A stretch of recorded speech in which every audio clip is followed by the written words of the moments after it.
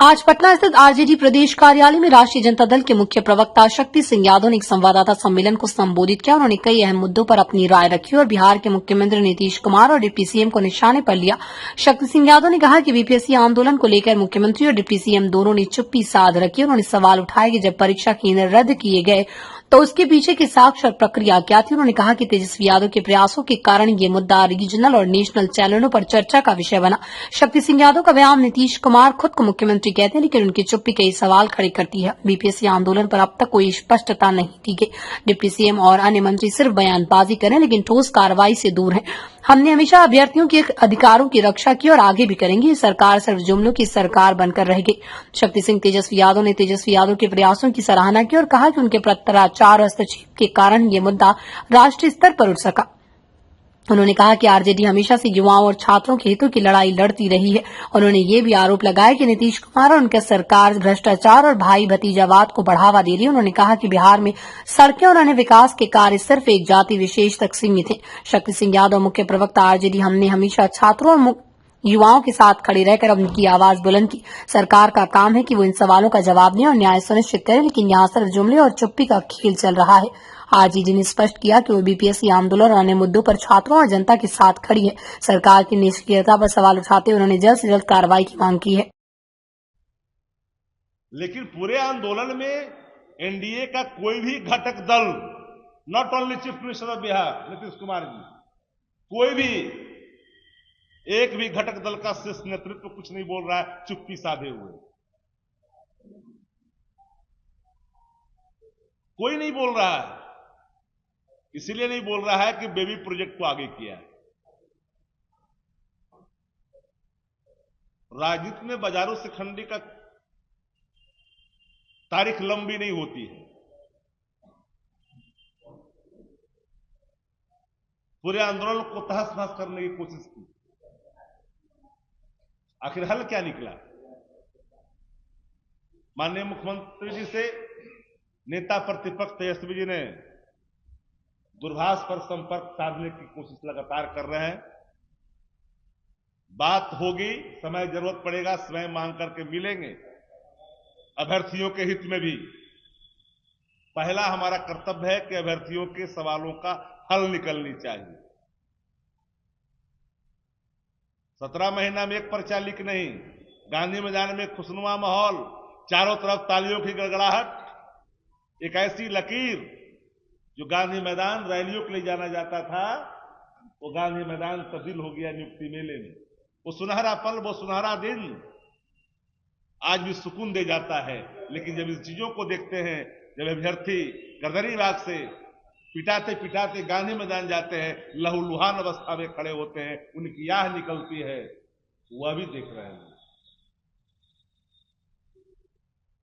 इसलिए राष्ट्रीय जनता दल नैतिक समर्थन नैतिक रूप से अभ्यर्थियों को दे भी रहा है और मेरा लगातार ये संघर्ष नैतिक रूप से जारी रहेगा जब तक इनको न्याय नहीं मिलता। और ये कौन एश्योर करेगा जी कि ये परीक्षा प्रश्न पत्र लीक न हो? ये कोई आखिरी भी नहीं है, ये पहला भी नहीं है। लेकिन गवर्नमेंट को तो ये एश्योर करना पड़ेगा।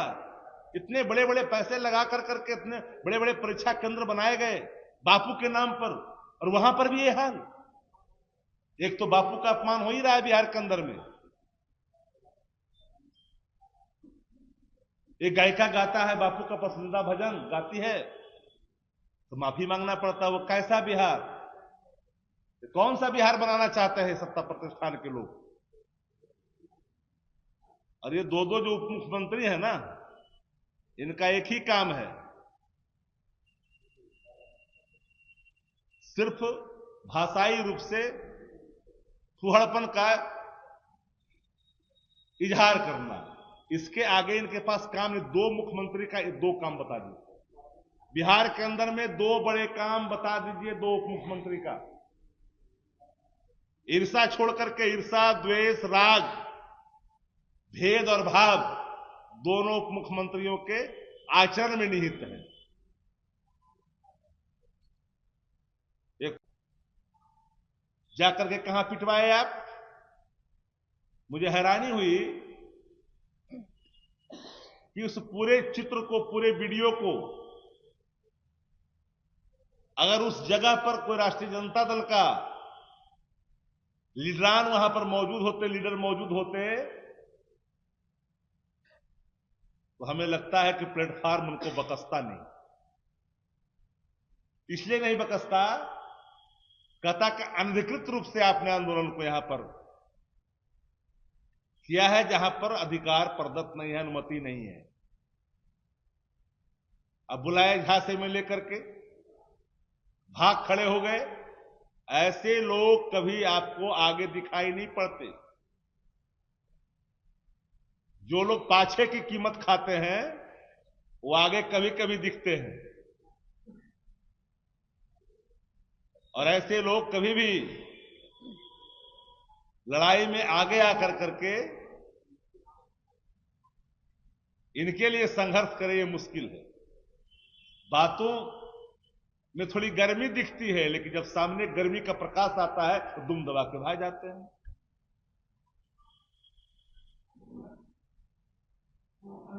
हमने देखा, कई लाइन देखा, मैं नाम लेना नहीं चाहता किसी का।